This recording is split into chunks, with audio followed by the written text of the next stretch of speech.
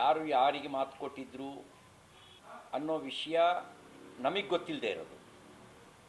ಆದರೆ ಜನರಿಗೆ ಗೊತ್ತಾಗ್ತಾ ಇರೋದು ರಾಜೀನಾಮೆ, ಆಂತರಿಕ ಬೇಗುದಿ, ಹಿರಿಯ ಸಚಿವರಾಗಿರತಕ್ಕಂಥ ಸತೀಶ್ ಜಾರಕಿಹೊಳಿಯವರ ಹೇಳಿಕೆ, ಹಣಕಾಸಿನ ಪರಿಸ್ಥಿತಿಗೆ ಅವ್ರು ಕನ್ನಡಿ ಹಿಡಿದಿರತಕ್ಕಂಥದ್ದು,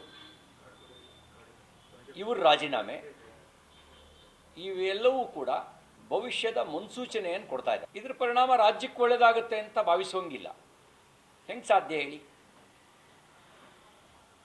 ಇನ್ನೂ ಪೂರ್ಣ ಪ್ರಮಾಣದ ಸಂಪುಟ ರಚನೆಯೇ ಆಗಿಲ್ಲ.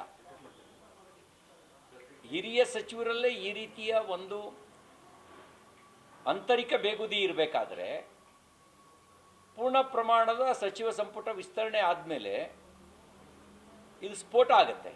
ಅಲ್ಲ, ಬಣ ರಾಜಕೀಯ ಹಿಂದೆಯೂ ಇತ್ತು, ಈಗಲೂ ಇದೆ, ಮುಂದೆನೂ ಇರುತ್ತೆ, ಅದು ಬೇರೆ ಪ್ರಶ್ನೆ. ಆದರೆ ಆ ಬಣ ರಾಜಕೀಯ ರಾಜ್ಯದ ಹಿತವನ್ನು ಮೀರಬಾರ್ದು. ಬಣ ರಾಜಕೀಯ ಅವ್ರ ಪಕ್ಷದ ಹಿತವನ್ನು ಮೀರಬಾರ್ದು. ಬಣ ರಾಜಕೀಯ ವ್ಯಕ್ತಿಗತ ಆಕಾಂಕ್ಷೆಗಳ ಸ್ಪರ್ಧೆ ಮೇಲುಗೈ ಸಾಧಿಸಿದಾಗ ಬಣ ರಾಜಕಾರಣ ಅನ್ನೋದು ರಾಜಕಾರಣದಲ್ಲಿ ಇರೋದೇ.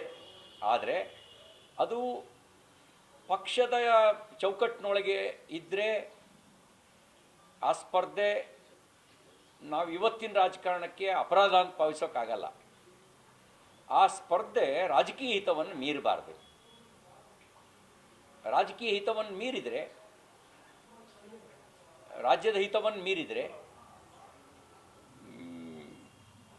ಎಲ್ರಿಗೂ ಹಾನಿ ಉಂಟು ಮಾಡುತ್ತೆ. ಆಡಳಿತದ ಮೇಲೆ ದುಷ್ಪರಿಣಾಮ ಆಗುತ್ತೆ.